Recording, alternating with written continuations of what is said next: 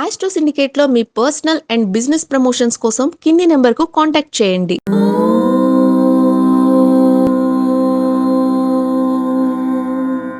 ఓం శ్రీ గురుభ్యో నమః. హరి ఓం.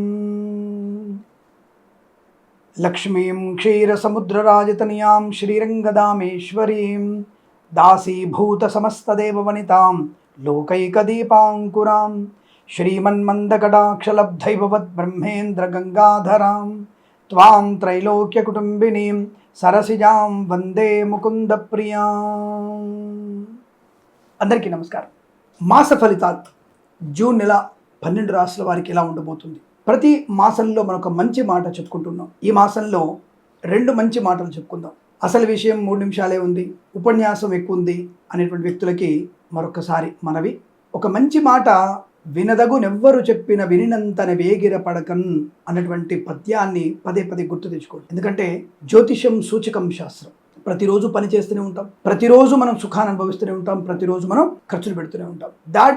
అటువంటి వాటిని నియంత్రణలో ఉంచుకోమని చెప్పేదే జ్యోతిష శాస్త్రం. ఈ విషయాన్ని గమనించుకోవడం. మొదటి విషయం ఏంటంటే, మన యొక్క దేశం యొక్క ఉన్నతి కొరకు మనందరము కూడా పాటుపడవలసిన అవసరం. మనందరము కూడా సుస్థిరమైనటువంటి ప్రభుత్వం కోసం తప్పకుండా మనం ఏకతాటి మీద ఉండి సనాతన ధర్మానికి మనం బద్ధులై ఉండేటువంటి ప్రయత్నాన్ని చేయాలి. నిరంతరం దైవనామస్మరణ, భగవద్గీత పారాయణం, ప్రతిరోజు ఏదో ఒక దేవాలయ సందర్శన చేయడం అనేది మనము విధిగా పెట్టుకోవలసిన అవసరం, మన పిల్లలకి నేర్పించవలసిన అవసరం ఉంటుంది.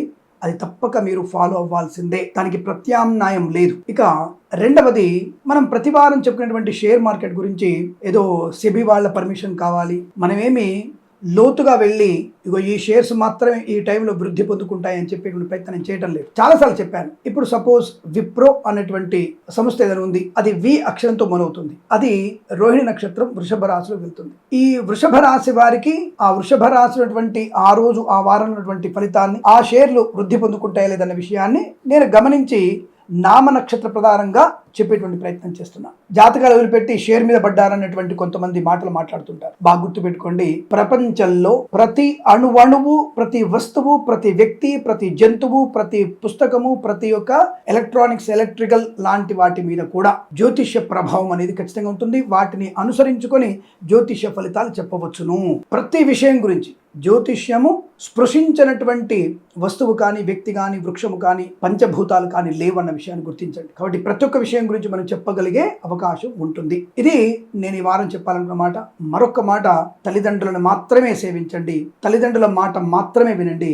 ఏదో సనాతన ధర్మంలో 0.1% మృగాల్లాంటి తల్లిదండ్రులు ఉండవచ్చును, కానీ 99.9% సనాతన ధర్మంలో మంచి వ్యక్తిత్వము, సదాచార సంపన్నత ఉండే వాళ్ళే ఉంటారు. పిల్లలు ఎదగాలని కోరుతూనే ఉంటారు. అటువంటి సమయంలో అనవసరపు ఆస్తిపాస్తుల గురించి, ఇతరత్రా విషయాల గురించి, అల్పమైనటువంటి దేనికి పనికిరానటువంటి ప్రేమ కలాపాల గురించి మీరు తల్లిదండ్రులతో కంటూ కూడదు, వద్దు అని చెప్తున్నాను. ఈ విషయాన్ని గుర్తుపెట్టుకోండి. ఇది ఈనాటి మంచి మాటలు. ఇవి ఎవరికైనా అనుకూలంగా అనిపిస్తే స్వీకరించి మరొక 100 మంది చేత మన ఛానల్ని సబ్స్క్రైబ్ చేయిస్తారని మనస్ఫూర్తిగా కోరుకుంటూ, మరి జూన్ మాసంలో ఉన్నటువంటి మాస ఫలితాల్లోకి వెళ్దాం.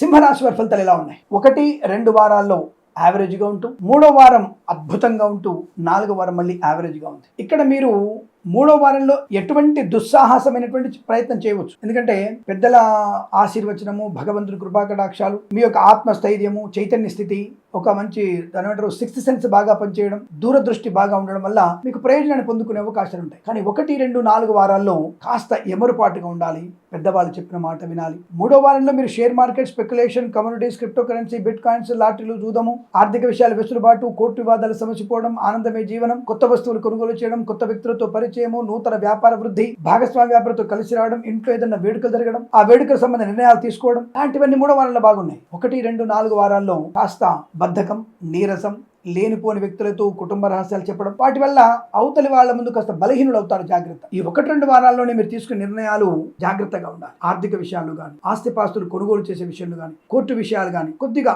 పెద్దవాళ్ళ సలహాలు, కాస్త ఓపిక, ఆలోచన విధానాన్ని పెంచుకుంటే శుభప్రదంగా ఉంటుంది. లేదా కొంత నష్టపోయే అవకాశం. ముఖ్యంగా విద్యార్థులు ఇతరుల మీద ఆధారపడకుండా మీ పరీక్ష మీరు రాస్తే the better percent, okay first rank, top 10 rank రావచ్చు, టాప్ 50 ర్యాంక్ రాకపోవచ్చు, కానీ బెటర్ పర్సెంటేజ్, బెటర్ ర్యాంక్ వచ్చే అవకాశం ఉంటుంది.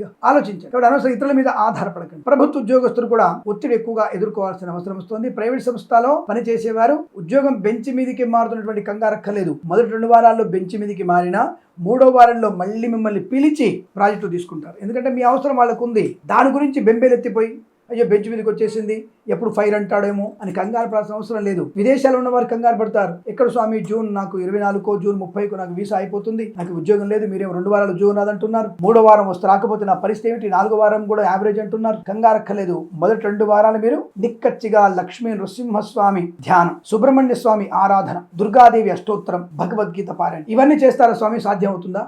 హోటల్లో కూర్చొని గంటలు తరబడి హోటల్లో కూర్చోట్లా, పిజ్జా బర్గర్లు తినడానికి టైం వేస్ట్ చేయట్లా, సొల్లు కబుర్లు చెప్పుకొని టైం వేస్ట్ చేయట్లా, అనవసరమైన పనికి మాలినటువంటి ప్రేమ కలాపాల్లో ముచ్చులు పెట్టుకొని వాట్సాప్లలో మెసేజ్ చేసుకోవట్లా, హార్ట్ బొమ్మలు పంపించుకోవట్లా. వీటన్నిటికంటే భగవద్ ధ్యానం తక్కువైందా? భగవద్ ధ్యానం చేయండి, చేస్తేనే మీకు లాభం ఉంటుంది. నేను చెప్పినటువంటి ధ్యానం చేయండి. వృత్తి ఉద్యోగాదులు 3వ వారంలో మీరు ఊహించినటువంటి విజయాన్ని, ఉద్యోగాన్ని, విద్యలో రాణింపు, బెస్ట్ ర్యాంక్ అవచ్చు, ఫాస్ట్ ర్యాంక్ కూడా రావచ్చు. ప్రయత్నం మనది గట్టిగా ఉండాలి. నిరాశ నిస్పృహలతో ఉంటే ఏది సాధించేటువంటి అవకాశం ఉండదు. ధైర్యే సాహసే లక్ష్మి అని చెప్తున్నారు. తప్పకుండా మీరు అటువంటి ప్రయత్నాన్ని చేయండి, అనుకూలంగా ఉంటుంది. మొదటి 2 వారాల్లో తగు నిర్ణయాలు తీసుకోండి. పెద్దల మాట వినండి. షేర్ మార్కెట్ స్పెక్యులేషన్ లో పెట్టుబడి పెట్టవచ్చు, దీర్ఘకాలిక పెట్టుబడి పెట్టండి. అలాగే లాటరీకి జూదానికి దూరంగా ఉండండి. 4వ వారం కూడా లాటరీలు చూడడం వద్దు. వ్యాపారపరంగా అభివృద్ధి, boutiques, beauty parlour, bamboo depot, బాణసంచి కర్మాగారం, టైళ్ల వ్యాపారం, ముద్రణాలయం, గ్యాస్ వ్యాపారం, కన్స్ట్రక్షన్, రియల్ ఎస్టేట్, మద్యపానం, హోటల్, ఇంటీరియర్ ఎక్స్టీరియర్ ఫర్నిచర్, గాజు, తోలు, రెగ్జిన్, షూ పరిశ్రమ, సూపర్ మార్కెట్, కిరాణా వ్యాపారంలోను, రైతన్నలకి, పూలు పలుకురాలు పండించే వారికి లాభాలు ఉన్నాయి. మత్స్యకారులు కూడా మత్స్య సంపద, రొయ్యలు, చేపలు చెల్లె వారికి లాభం. అయితే 1, 2, 4 వారాల్లో కాస్త సముద్రపు దూకుడుగా ఉండడం, దానివల్ల సీనియర్స్ మాత్రం వెళ్ళండి. జూనియర్స్ ని ఇప్పుడిప్పుడే చేపలు పడడానికి వస్తున్న వాళ్ళని, అటువంటి వృత్తిలో ఉన్న వాళ్ళని కాస్త జాగ్రత్తగా దూరంగా ఉండే ప్రయత్నాన్ని చేయండి తప్ప అనవసరంగా మీరు వాళ్ళని తీసుకెళ్లి ఇబ్బందులు పడే ప్రయత్నం చేయకండి. 3వ వారంలో మాత్రం మీకు అద్భుతమైనటువంటి మత్స్య సంపద ఉంటుంది. సముద్రంలోకి అందరూ కూడా వెళ్ళవచ్చును, అనుకూల ఫలితాలు కనబడుతున్నాయి. మళ్ళీ 3వ వారం వెనక్కి వచ్చేసే ప్రయత్నం చేయాలి. కళాకారులకి, క్రీడాకారులకు అభివృద్ధి, సినిమా రంగంలో వ్యాపార లాభం, రాజకీయ రంగంలో అనుకూలత, ఈవెంట్ మేనేజ్మెంట్ వారికి, బోరుబావులు తవ్వే వారికి, తోలు, రెగ్గులు, సూపర్ లాభాలు. అలాగే ఫార్మా, సిమెంటు, ఐరన్, ఇటుకలు, ఇసుక, రాగి, ఇత్తడి, మైనింగ్, చేనేత, వస్త్ర, దర్జీ పనిచేసే వారికి, పెట్రోలియం, బేకరీ పదార్థాలు, ఆటోమొబైల్, ఎలక్ట్రికల్, విద్యాలయ, వ్యాయామం, చిట్ ఫండ్ ఫైనాన్స్ వ్యాపారంలోను, నర్సరీ తోటలు, పూజాది వ్యాపారంలోను, సోషల్ మీడియా, శాటిలైట్, జర్నలిస్టుల వారికి కూడా లాభదాయక స్థితి. కాస్త సమయపాలన, ఏకాగ్రత, బద్ధకాన్ని వదిలేసి పొద్దున్నే లేచి ఈ మాసం మొత్తం తప్పకుండా పొద్దున్న లేచి ఏదో ఒక దేవాలయానికి, పోలేరమ్మ, ఎల్లమ్మ, మల్లమ్మ, ఇలా ఏదేమైనా సరే, దుర్గాదేవి దేవాలయం, వినాయకుడు, గణపతి, ఇంకా ఏదైనా సరే దేవాలయం సందర్శన చేసుకుంటూ జస్ట్ ఒక 2 నిమిషాలు లోపలికి వెళ్ళి స్వామికి హాయ్ చెప్పి మీ పనులు మీరు వెళ్ళిపోండి. తప్పకుండా మీకు మాసం మొత్తం అనుకూలంగా ఉంటుంది. ఒక్క శ్లోకం భగవద్గీత, ఆఫీస్కి వెళ్తున్నారు, స్కూల్కి వెళ్తున్నారు, ఇక్కడనే వెళ్తున్నారు, ఒక్క భగవద్గీత శ్లోకం కూర్చొని ప్రశాంతంగా చదువుకొని మీ కార్యక్రమాన్ని ప్రారంభం చేయండి. విజయం మీ ముంగిట ఉంటుంది. జాతక ఫలితాలు మీకు అనుకూలంగా మారే అవకాశం ఉంటుంది. ఈ విషయాన్ని తప్పకుండా మీరు ఫాలో అయితే మీకు శుభకర ఆనంద యుగాలు ఉంటాయి. వేద పండితులు, పురోహితులు, బ్రాహ్మణత్వం, కులవృత్తుల వారికి, జ్యోతిష పండితులకి, వైద్యులకి, వైద్య బృందాల వారికి, న్యాయవాదులకి, ఎల్ఐసి, మెడికల్, గృహనిర్మాణజంట్లకు కూడా అద్భుతమైనటువంటి శుభయోగాలు ఉన్నాయి. మాట తీరు, వ్యవహార శైలి బాగా ఉంటుంది. జ్యోతిష పండితులు డిబేట్లు పాలు పంచుకొని అవతలి వాళ్ళ యొక్క, అనామకుల యొక్క శాస్త్ర పరిజ్ఞాని వాళ్ళని తోలు తీసేటువంటి స్థాయి మీకు ఉంటుంది. కాబట్టి నిరభ్యంతరంగా మీరు డిబేట్లలో పాలు పంచుకోవచ్చు. జ్యోతిష పండితులు అలాగే ప్రవచనకర్తలు కూడా మంచి గౌరవ ప్రతిష్టలు పొందుకునే అవకాశాలు కూడా ఉన్నాయి. ఒక మంచి అవార్డు, రివార్డు అందుకోవడానికి కూడా శుభయోగం చెప్పబడుతుంది. మంచి వ్యక్తిత్వము, ఆనంద యోగం కూడా ఉంటుంది. కాకపోతే సామాన్య ఫలితాలని అనుకూలంగా మార్చుకోవాలంటే మనం తప్పకుండా సమయ పాలన, ఏకాగ్రత ఉండడం, పెద్దల మాట వినడం. వివాహాది తాంబూలం జరుగుతున్నప్పుడు పెద్దలు మాట్లాడుతుంటే పిల్లలు మాట్లాడుకుంటున్నారు. అనవసరంగా మీరు ఉద్యోగంలో మార్పు కోసం మీరు ప్రయత్నం చేయకండి. అంటే ఉన్న ఉద్యోగం రాజీనామా చేసి పై అధికారి అన్నాడు, ఒత్తిడి ఉంటుంది, మాసం అనుభవించండి, ఒత్తిడిని అధిగమించే ప్రయత్నం చేద్దాం, నవ్వుతూ ఉండండి. తప్పకుండా మీకు అనుకూలవంతమైన శుభ ఉద్యోగ లాభం ఉంటుంది. బట్టి అనవసరమైనటువంటి వివాదాలకు వెళ్ళకండి, పూచికత్తుగా సంతకాలు చేయకండి. అలాగే చిట్ ఫండ్ ఫైనాన్స్ వ్యాపారంలో ఉన్న వాళ్ళు కస్టమర్స్ జాగ్రత్తగా ఉండండి. అందులో చిట్టీలు వేసుకున్న వారికి కంపెనీ నుంచి కూడా జాగ్రత్తగా ఉండే ప్రయత్నం చేయండి. ఎందుకంటే ఏమో మోసపోయిన అవకాశం కూడా ఉండవచ్చు. జాగ్రత్త పాటిస్తే చాలా మంచిగా చెప్పబడుతుంది. కన్సల్టెన్సీ మీద ఆధారపడడం 3వ వారం మంచిది.